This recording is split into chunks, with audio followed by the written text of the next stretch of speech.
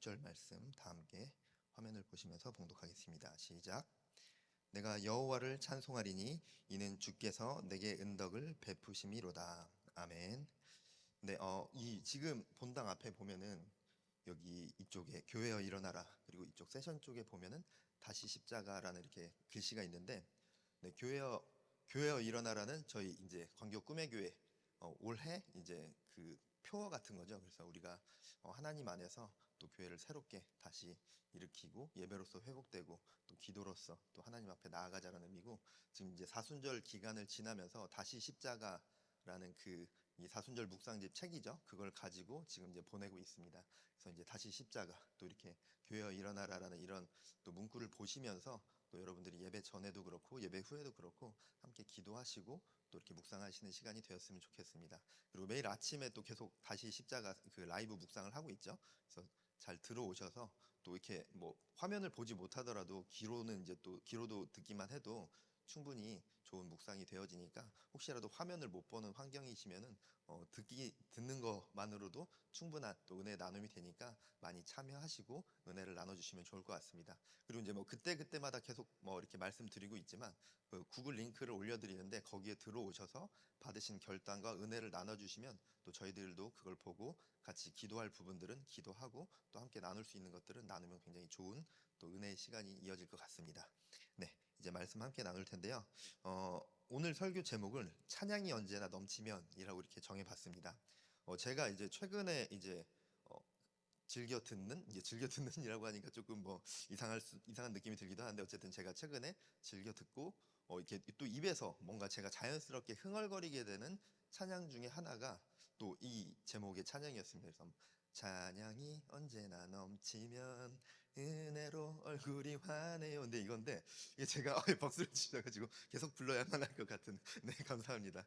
네, 그래서 근데 이게 계속 입에 맴돌더라고요. 한 달 전부터. 근데 이거를 제가 어디서 들은 게 아닌데 문득 갑자기 흥얼거리기 시작하더니 이게 계속 이제 입에서 흥얼거리게 되더라고요. 그래서 또 마음이 되게 좋더라고요. 가사가 너무 은혜롭잖아요. 그래서 오늘 이 제목을 가지고 찬양이란 무엇이고 우리가 찬양을 어떻게 불러야 할지 또 그런 것들에 대해서 좀 나눠보고자 합니다. 그래서 아까도 위에 있으면서 이게 표정이 다 보이진 않았지만 아까 이렇게 막 찬양을 하는데 막 이렇게 찬양을 하시는데 저도 모르게도 되게 신이 나더라고요. 그리고 제가 찬양 인도할 때도 이제 제가 예전에 한번 말씀드렸던 적이 있던 것 같은데, 찬양을 제가 인도하기 시작한 지 얼마 안 됐을 때 제가 이렇게 막 웃지 않아도 제가 긴장해서 그런 거니까 이해해 주시고 마음만은 기쁘답니다 이런 얘기를 한 적이 있었는데 제가 이제 여기 이제 최근에는 그래도 많이 또 괜찮아졌죠? 네, 근데 어쨌든 앞에서 찬양하다가 제가 특별히 갑자기 더 환하게 웃게 되는 타이밍이 있는데, 그때가 언제냐면은 여기 제가 찬양을 막 하다가 이렇게 딱 바라봤는데 성도님들 중에서 굉장히 환하게 그리고 되게 이렇게 막 신나게 정말 기쁨으로 찬양하시는 분들이 있어요. 그러면 그런 분들을 보면 저도 모르게 더 크게 웃게 되더라고요. 지난번 금요 설교할 때는 방송실에 이제 여기서는 잘 안 보이고 이제 설교단석에서만 보이는 방송실에서 그 이제 어떤 여자 전도사님이세요. 그래서 이시성을 가지신 여자 전도사님이신데 이렇게 위에서 이렇게 막 이렇게 찬양하는데 저 진짜 여기 싱어로 서 있었는데 너무 웃음이 터져가지고 이렇게 막 고개를 숙이고 막 이랬어요. 근데 왜냐면 막 이렇게 박수 치고 보통 이 정도 부르잖아요. 근데 막 이렇게 하는데 저도 모르게 눈이 마주쳤다가 너무 터져가지고, 근데 그런 모습이 너무 좋아 보이더라고요. 이렇게 밑에서 보고 이렇게 할 때. 그래서 우리가 찬양이 언제나 넘치면 우리가 은혜로 얼굴이 환하게 되는데, 이 또 제목을 가지고 또 말씀을 근거해서 함께 나눠보고자 합니다. 그래서 이 가사 말 자체는 하나님을 찬양하는 삶을 살아가는 사람들은 언제나 그 하나님의 은혜로 인해서 얼굴만 봐도 그 얼굴에 은혜가 나타난다라는 그런 고백인 것 같습니다. 뭐 이 찬양을 지은 사람의 의도는 저는 모르겠지만 저는 그런 은혜가 느껴지더라고요. 그리고 이제 뭐 약간 이런 말이 교회에서 할 말은 아닌 것 같은데 너무 의미를 담고 듣지 마시고, 관상은 과학이다라는 그런 말이 최근에 굉장히 많이 쓰이더라고요. 인터넷 상에서도. 그게 얼굴에 나타나는 표정, 주름 같은 것들이 그 사람의 성격, 인품을 말한다는 그런 기본적인 의미이긴 한데, 특히나 요즘 인터넷에서 많이 그 말이 쓰이게 되는 경우는 범죄자들, 그리고 또는 되게 굉장히 개념 없는 행동을 하는 사람들에게 그런 댓글이 달리면서 역시 관상은 과학이야라는 댓글들이 최근에 굉장히 많이 달리더라고요. 최근에도 굉장히 안 좋은 일이 있었던 것 중에 하나가 3.1절에 그 일장기를 달아서 굉장히 무리가 됐었던 일이 있었는데, 굉장히 너무나도 안타깝게도 그 일장기를 단 그 사람이 목회자였죠. 그리고 이단도 아니고 정상적인 교단의 어떤 목회자였는데, 스스로 얼굴을 공개하고 막 인터뷰도 하고 그러더라고요. 굉장히 당당하게. 그 뉴스, 그리고 그 사람이 나온 영상 밑에 그 댓글이 굉장히 많이 달려 있더라고요. 역시 관상은 과학이야 막 이러면서, 뭐 일본으로 가라 뭐 약간 이러고, 저 사람 한국 사람일 리가 없다 막 이러면서. 근데 이제 뭐 그 사람 어쨌든 뭐 좋은 얘기는 아니지만, 저도 사실 보면서 공감은 되더라고요. 그게 사람들이 왜 그렇게 댓글을 달았는지. 얼굴 공개됐는데 공감은 되긴 했었는데, 어쨌든 얼굴 표정에서 그 사람의 어떤 인품 같은 것들이 드러난다라는 거죠. 그래서 얼굴에 이제 표정근이라는 게 있다고 합니다. 그래서 그 표정근이라는 게 그 사람이 평상시에 자주 짓는 표정들이, 그냥 무표정할 때나 그 사람이 아무 생각 없이, 쉽게 말해서 멍 때리는 그 순간에 그 사람이 원래 자주 짓던 그 표정들이 잘 드러난다라고 합니다. 원래 평상시에 자주 짓는 그 표정의 근육이 발달되게 돼서 아무런 생각 없이 있거나 또 이렇게 힘없이 있을 때 그 표정이 조금 드러난다는 거죠. 그래서 옛 어른들이 그 사람의 인품은 얼굴로 드러난다라는 그 말이 그냥 있는 말이 아니라 굉장히 어찌 보면 과학적인 말이 될 수도 있었던 거였죠. 근데 좀 뭐 사실 예외도 있긴 하죠. 모든 게 그 표정에서 다 드러나서 뭐 환하게 웃는 사람은 다 선하고 뭐 은혜 충만하고 뭐 그렇게만은 얘기할 수는 없을 것 같긴 합니다. 뭐 예전에 금요 예배 때도 제가 한번 잠시 보여드린 적이 있었는데, 네, 사진 한번 보여주시고요. 네, 어, 딱 이 사진만 보면 저 사람이 이제 저 사람이 뭐 어떻게 느껴지시나요? 지금 저 사람이 참 이상한 사람인 것 같은데, 저 사람이 어떻게 느껴지시나요? 너무 이렇게 긍휼한 마음으로 바라봐 주세요. 네, 네, 다음 사진이요. 네, 그 배경을 제거했을 때는 뭔가 이상한 게 느껴지지만, 지금 뒤에 저게 뭐냐면 천지창조를 이렇게 그림을 그려놓은 거고, 이제 교회입니다, 교회. 그리고 이제 아이들이랑 같이 제가 수요 예배 때 그 가장 뜨거웠었던 신학교 1학년 때 다문화 아이들에게 설교를 하고 있는, 수요 예배 설교를 하고 있는 모습입니다. 네, 죄송합니다. 또 이렇게 예배 드리러 오셨는데 좋지 못한 사진을 보여드려서.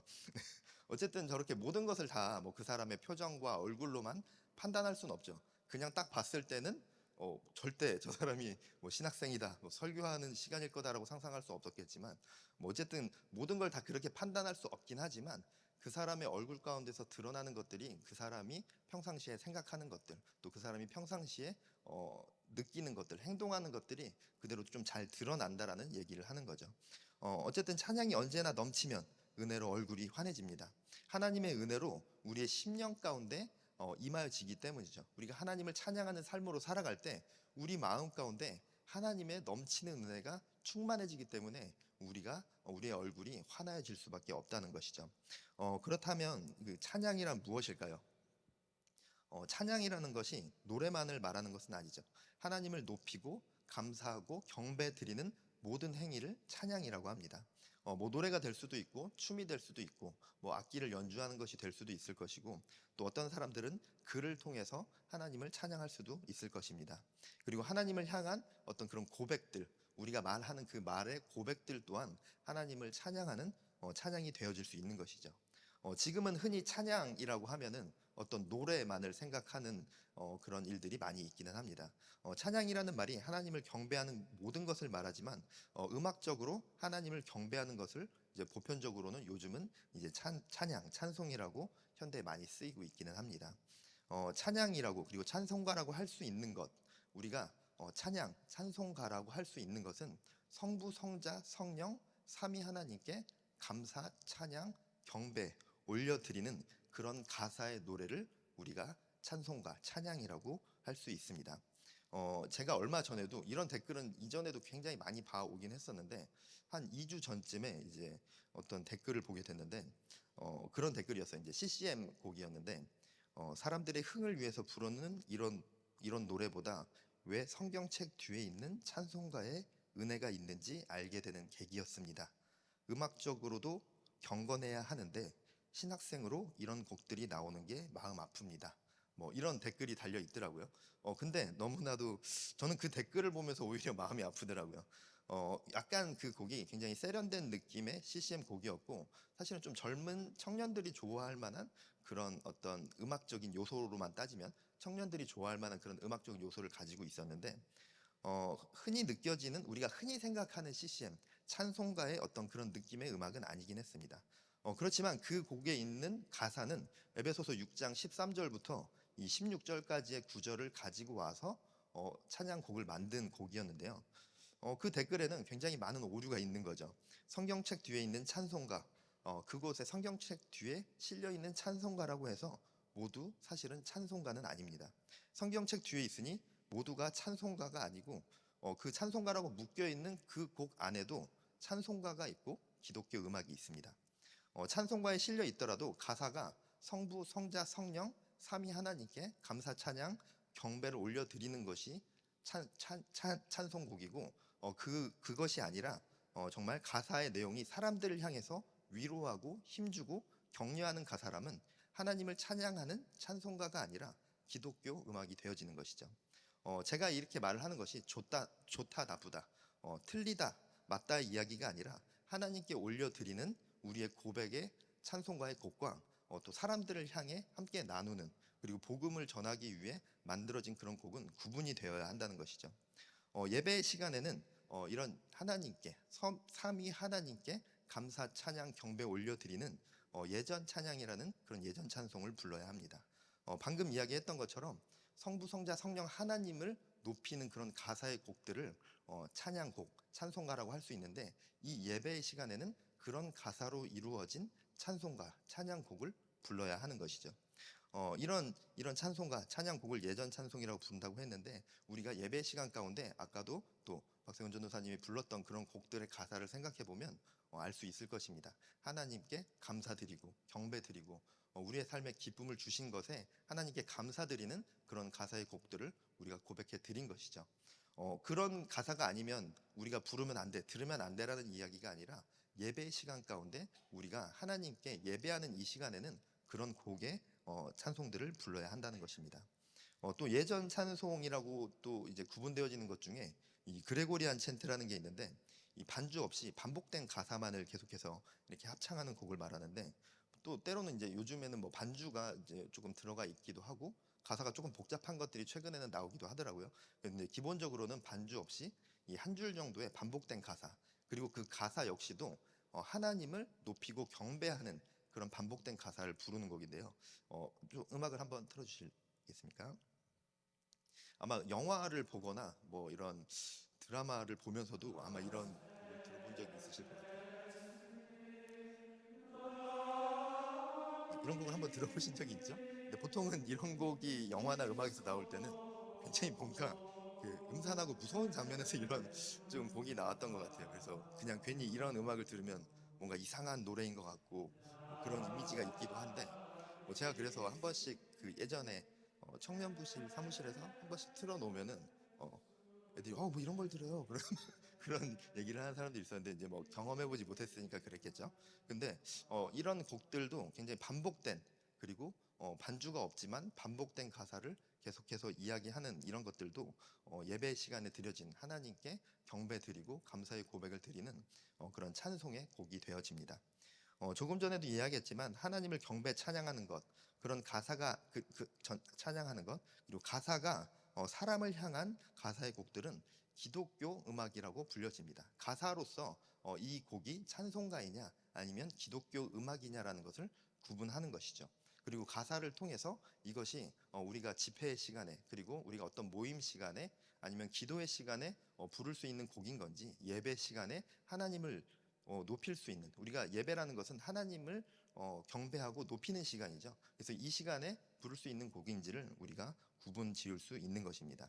그래서 CCM이라고 많이 듣게 되죠. CCM이라고 많이 듣게 되는데 네, Contemporary Christian Music의 약자인데 네, 발음이 이상한 걸 들키지 않기 위해서 빨리 얘기하겠습니다. 발음을 천천히 하면 저 노사 발음이 좀 안 좋은데 혹시 들킬까봐 좀 빨리 했습니다. 그래서 이제 현대 기독교 음악, 기독교 대중음악이라고도 이렇게 불리는데 음악적인 요소는 현대적이고 대중음악에서 차용해 오지만 그 가사만큼은 정말 기독교적인 가사를 실은 것들을 CCM이라고 부릅니다. 그래서 장르적으로도 굉장히 다양하죠. 그래서 힙합 CCM도 있고 뭐 재즈, 보사노바도 있고 락 발라드나 뭐 이런 다양한 장르의 그 음악적 요소들을 가지고 와서 그곳에 하나님을 찬양하고 또 사람들을 위로하고 힘주는 그런 가사의 곡들을 만들고 있습니다. 그래서 그 CCM 안에서도 CCM은 그럼 찬송가가 아니야, 예배 시간에 부르면 안 돼가 아니라 그 CCM 곡 안에서도 그 가사를 구분해서 그 가사 가운데서 성부, 성자, 성령 삼위 하나님을 높이고 감사하고 경배하는 그런 가사의 곡들은 찬송가라고 할 수 있는 것이고, 사람들을 위로하고 힘주는 것, 격려하는 그런 가사의 곡들은 기독교 음악이라고 할 수 있는 것입니다. 그래서 이런 것들을 사실은 잘 모르다 보니 이런 신문 기사들도 이제 나는 걸 봤는데, CCM에 밀려 찬송이 사라져가고 있다라는 이런 그 기사의 제목을 본 것 같습니다. CCM이 때문에 찬송가가 사라지고 있다는 것은 그곳에 담겨 있는 가사가 무엇인지, 그리고 하나님께 높인다는 그 찬송이라는 것이 무엇인지 모르기 때문에 그저 장르적으로 CCM은 하나님을 찬양하는 찬양이 아니고 성경책 뒤에 있는 찬송가만 하나님을 찬양하는 그런 노래라고 생각을 하는 것이죠. CCM은 세속적이고 경건하지 못하라는 그런 오해를 하는 분들도 많지는 않지만 종종 있습니다. 장르가 힙합이고 재즈이고 보사노바이고 약간 평상시에 잘 들어보지 않은 그런 어떤 형식의 곡들, 그런 무대들, 뭐 조명을 화려하게 한다던가 그런 것들을 보면 저건 세속적이야, 저건 잘못됐어, 지금 저건 하나님을 찬양하는 게 아니야, 하나님은 경건하시고 거룩하신 분이야, 그렇게 하나님은 그런 곡들을 받지 않으셔라는 그런 댓글들도 굉장히 많이 보게 되었습니다. 뭔가 연주가 화려하고 세련된 느낌이 나면 부정적으로 생각하는 경향이 존재하기도 합니다. 찬양이라는 것은 계속 이야기했지만 성부, 성자, 성령 하나님께 드리는 감사, 찬양, 경배의 어떤 그런 노래가 될 수도 있고, 또 시가 될 수도 있고, 글이 되어질 수도 있고, 그 춤 안에 하나님을 경배하는 것이 담겨 있다면 그 춤 역시도, 그림 역시도 모든 것들이 하나님을 높이는 찬양이 되어질 수 있는 것입니다. 그리고 노래로 이제 계속해서 이야기를 하자면 찬송가, 찬양곡이라고 할 수 있는 것은 위에 말한 대로 삼위 하나님께 감사, 찬양, 경배 드리는 가사의 곡을 말합니다. 그런 곡을 예배 시간에 우리가 함께 하나님께 올려드리고 있는 것이고, 그런 것들을 예전 찬양이라고 부르는 것입니다. 그 외에 사람들을 위로하고 힘주고 결단하게 하고, 그리고 공동체를 하나 되게 하고 하나님을 알지 못하는 자들에게 하나님을 전하는 그런 가사의 곡들은 기독교 음악, 복음성가라고 이렇게 부르는 것이죠. 그렇게 우리가 구분 짓는다는 것이고 무엇이 맞고 틀리다는 이야기를 하는 것은 아닙니다. 어쨌든 우리가 그렇게 찬양을 하나님께 고백을 드려야 하는데, 찬양이 언제나 넘치면 은혜로 얼굴이 환해지게 되는데요. 그런 찬양의 고백을 우리는 어떻게 해야 할지에 대해서 세 가지 정도를 한번 나눠보려고 하는데, 네, 우리 첫 번째로는 믿음으로 찬양해야 합니다. 네, 화면을 보여주시고요. 믿음으로 찬양해야 한다고 하니까 뭐 당연한 거 아니야? 예, 사실은 그 세 가지가 다 당연한 얘기입니다. 네, 믿음으로 고백을 하지 않으면, 우리가 믿음의 고백으로 찬양을 하지 않으면 자기 중심적으로 찬양을 하게 됩니다. 하나님을 그 시간에 높이는 것이 아니라 그 가사 안에서 내 감정을 터치해주는 가사에만 반응을 하게 되는 것이죠. 믿음이 없이는 찬양의 대상이 하나님이 아니라 그 찬양을 통해서 내가 위로받고 힘 받는 것만을 찾게 되는 것이죠. 네, 두 번째로는 화면으로 보여주시고요. 감사함으로 찬양해야 합니다. 이야기한 것처럼 당연한 이야기겠지만 또 다음 화면 보여주시고요. 골로새서 3장 16절 말씀, 그리스도의 말씀이 너희 속에 풍성히 거하여 모든 지혜로 피차 가르치며 권면하고 시와 찬송과 신령한 노래로 부르며 감사하는 마음으로 하나님을 찬양하고. 이렇게 우리는 정말 하나님을 찬양할 때 감사의 마음을 담아서 찬양을 해야 합니다. 찬양을 부르는 것 자체가 우리의 감사의 고백이 되어져야 하는 것이죠. 그 찬양의 가사 가운데 있는 그 가사를 우리가 고백하기도 하지만 기본적인 마음 자체가 이 찬양을 올려드리는 것이 하나님께 올려드리는 감사의 고백이 되어져야 한다는 것입니다. 나의 위로와 나의 기쁨으로 목적으로 하는 것이 아니라 하나님께 이 시간 드려지는 이 찬양의 멜로디와 찬양의 가사, 그 모든 것들을 하나님께 감사함으로 찬양해야 하는 것이죠. 그리고 다음 화면 보여주시고요. 그리고 우리가 하나님의 영광을 찬양해야 합니다. 네, 다음 화면이요. 고린도전서 10장 31절 말씀을 보면 그런즉 너희가 먹든지 마시든지 무엇을 하든지 다 하나님의 영광을 위하여 하라. 우리의 삶의 목적, 우리의 예배의 목적, 그리고 우리가 찬양을 드리는 그 목적과 자세는 하나님의 영광을 위하여 해야 한다는 것입니다. 그래서 찬양 역시도 하나님께 영광 드림으로 우리가 올려드려야 하는 것입니다. 우리가 찬양할 때는 믿음으로 그리고 감사함으로 영광 돌림으로써 우리가 그런 마음가짐으로 우리가 그런 자세로서 하나님께 이 찬양의 고백을 올려드려야 하는 것이죠. 나의 만족과 유익 그리고 나의 위로와 은혜를 위해서가 아니라 오직 하나님을 향한 믿음과 감사와 영광 돌림으로써 우리가 찬양을 하나님께 올려드려야 하는 것입니다. 그것이 우리가 찬양을 부르는 우리가 찬양을 하나님께 올려드리는 우리가 임해야 할 그런 자세인 것입니다. 그렇다면 이렇게 우리가 전심으로 하나님을 찬양할 때 우리에게 어떤 것들이 허락되어질까요? 내가 위로받고 싶어서, 내가 힘받고 싶어서, 내가 도전받고 싶어서, 내가 은혜 받고 싶어서 드린 찬양이 아니라 그렇게 부른 그냥 노래가 아니라 전심으로 하나님을 찬양하는 자들에게 나타나는 그런 하나님의 은혜, 하나님이 허락하시는 그 유익은 무엇이 있을까요? 굉장히 많은 것들이 있겠지만 제가 몇 가지 나눠보려고 합니다. 화면 보여주시고요. 첫 번째로는 마음에 큰 기쁨을 주십니다. 네, 다음 화면이요. 네, 시편 28장 6절에서 7절 말씀을 보면 여호와를 찬송하며 내 간구하는 소리를 들으심이로다. 여호와는 나의 힘과 나의 방패이시니 내 마음이 그를 의지하여 도움을 얻었도다. 그러므로 내 마음이 크게 기뻐하며 내 노래로 그를 찬송하리로다. 찬양이 언제나 넘치면 나의 힘과 방패 되어 주시고 큰 기쁨으로 나에게 허락해 주십니다. 우리가 고백하는 것은 우리가 찬양을 고백하는 것은 나의 어떤 원함이나 하나님께 무엇을 요구하는 것이 아니라 인간을 향한 무언가를 고백하는 것이 아닌데 우리가 정말 전심으로 하나님께 감사 찬양 경배를 올려드릴 때 무언가 요구하지 않더라도 우리가 하나님을 전심으로 찬양할 때 하나님께서는 우리에게 큰 기쁨으로 허락해 주십니다.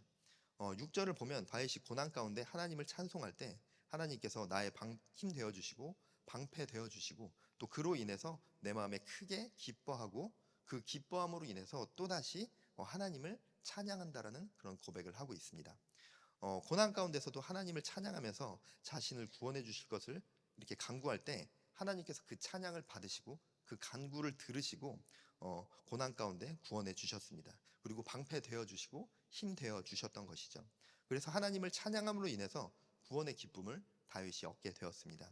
하나님을 찬양한 다윗의 찬송은 하나님의 보호하심으로 다윗에게 임하여졌고 그 보호하심을 통해서 다윗의 마음 가운데 큰 기쁨이 생기게 되었습니다. 그리고 다시 다윗에게 생긴 그 큰 기쁨을 통해서 다윗은 자신이 누리고 다른 것을 한 것이 아니라 또다시 그 기쁨을 통해서 하나님을 찬양하는 영광으로 올려드렸습니다. 이러한 은혜의 선순환이 계속해서 이루어지는 것이죠. 하나님을 찬양할 때 우리의 마음 가운데 큰 기쁨이 허락되어지고 그 기쁨을 통해서 내가 다시 하나님을 찬양할 수 있는 그런 믿음의 선순환들이 이루어집니다. 네, 다음 화면 보여주시고요. 사도행전 16장 25절에서 26절을 보면 한밤중에 바울과 실라가 기도하고 하나님을 찬송하며 죄수들이 듣더라. 이에 갑자기 큰 지진이 나서 옥터가 움직이고 문이 곧 다 열리며 모든 사람의 매인 것이 다 벗어진지라. 네, 또 다음 화면 보여주시면요. 찬양이 언제나 넘치면 우리의 삶을 기적으로 이끌어 주십니다. 심한 매를 맞은 후에 지금 이 방금 읽었던 성경의 그 상황 가운데서는 심한 매를 맞은 후에 발에 이 착고까지 채워진 상태였습니다. 그러니까 예전에 이제 조선시대 때도 보면 목에 이렇게 나무 칼이라고 하죠. 그런 것들을 댔었는데 발에 그렇게 양발에 그런 나무 칼 같은 것을 대서 끼워져 있는 상태였던 거죠. 그래서 바울과 실라는 이전에 그 맞았던 그 매 그리고 착고를 그냥 차고 못 움직이는 정도가 아니라 그 고통이 굉장히 컸다라고 합니다. 그래서 바울과 실라는 맞았던 그 매와 지금 발에 채워져 있는 그 착고로 인해서 굉장히 큰 고통 가운데 잠을 이루지 못하고 있는 그런 상황이었던 것이죠. 그런 육체의 고통과 그리고 옥에 갇혀 있었다는 그런 정신적인 어떤 불안함 그리고 그런 쉽게 말해서 정신적으로 흔들릴 수 있는 그런 상황이었지만 두 사람은 그런 상황 가운데서 무언가 하나님을 원망하고 자신의 처지를 비관하는 것이 아니라 그저 자신의 육체의 아픔을 호소하고 있었던 것이 아니라 기도하며 하나님을 찬송하고 있었습니다. 고난 중에도 육체의 고통 가운데서도 그들은 다른 것을 행하고 자신들의 처한 상황을 호소하고 고통을 호소한 것이 아니라 하나님을 경배하고 찬양하고 있었던 것이죠. 그때 그들에게 하나님께서는 그들의 찬양을 들으시고 기적의 역사를 일으켜 주셨습니다. 이들은 다윗과는 달리 구원을 직접적으로 하나님께 간구하지는 않았습니다. 하지만 하나님을 찬양하기만 했을 뿐이지만 다윗과 동일한 구원의 은혜가 그들에게도 주어졌습니다. 그리고 인간으로는 할 수 없는 기적을 통하여서 그들을 하나님께서 구원해 주신 것이죠. 하나님은 하나님을 찬양하는 자들에게 기적의 역사로 부어주십니다. 그들이 하나님 이거 해주세요. 저 지금 너무 아파요. 저 지금 너무 힘들어요. 이렇게 이야기하지 않더라도 하나님을 찬양하는 하나님의 백성들에게는 하나님이 그 아픔을 아시고 그 고난을 아시고 그 힘듦을 아시고 하나님께서 기적의 역사를 그들에게 보여주신다는 것입니다. 굳이 말하지 않아도 굳이 이야기하지 않아도 하나님을 찬양하는 백성들에게는 하나님의 보호하심의 역사가 나타나는 것이죠. 우리가 하나님을 찬양하면 기적이 우리의 삶 가운데 임하여집니다. 네, 그리고 다음 화면 보여주시고요. 역대하 20장 20절에서 22절 말씀 함께 보겠습니다. 네, 제가 읽어드리겠습니다. 이에 백성들이 아침에 일찍 일어나서 두루와 둘로 나가니라. 나갈 때에 여호사밧이 서서 이르되 유다와 예루살렘 주민들아 내 말을 들을지어다. 너희는 너희 하나님 여호와를 신뢰하라. 그리하면 견고히 서리라. 그의 선지자들을 신뢰하라. 그리하면 형통하리라 하고 백성과 더불어 의논하고 노래하는 자들을 택하여 거룩한 예복을 입히고 군대 앞에서 행진하며 여호와를 찬송하여 이르기를 여호와께 감사하세 그의 인자하심이 영원하도다 하게 하였더니 그 노래와 찬송이 시작될 때에 여호와께서 복병을 두어 유다를 치러 온 암몬 자손과 모압과 세일산 주민들을 치게 하심으로 그들이 패하였으니 찬양이 언제나 넘치면 전쟁에서 승리를 주십니다. 유다 군대가 하나님을 신뢰함으로 하나님을 찬양하며 나아갈 때 그 찬양을 들으시고 여호와 하나님께서 전쟁을 시작하셨습니다. 그리고 그들에게 승리를 주셨습니다. 우리의 삶에도 전쟁을 시작해 주시고 하나님께서 승리를 허락해 주실 것입니다. 죄와의 전쟁 가운데 우리가 죄와 맞서 싸우는 그 죄와의 전쟁 가운데서 하나님께서 승리하여 주실 것입니다. 그리고 내 삶 가운데 나타나는 정말 많은 고난들 가운데서도 하나님께서 승리할 수 있는 힘으로 허락하여 주실 것입니다. 그리고 우리 삶 가운데 나타나는 정말 크고 작은 많은 우리의 삶의 전쟁들을 하나님께서 먼저 나아가 주셔서 우리 삶 가운데 승리를 허락해 주시는 것이죠. 하나님을 찬양하는 삶으로 살아가는 하나님의 백성들의 삶을 정말 그들에게 너의 삶의 전쟁은 너가 알아서 해. 너의 삶의 전쟁은 너가 해결해야 되는 거야가 아니라 하나님께서 앞서 가셔서 우리의 삶의 모든 전쟁들의 승리를 이루어 주시는 것입니다.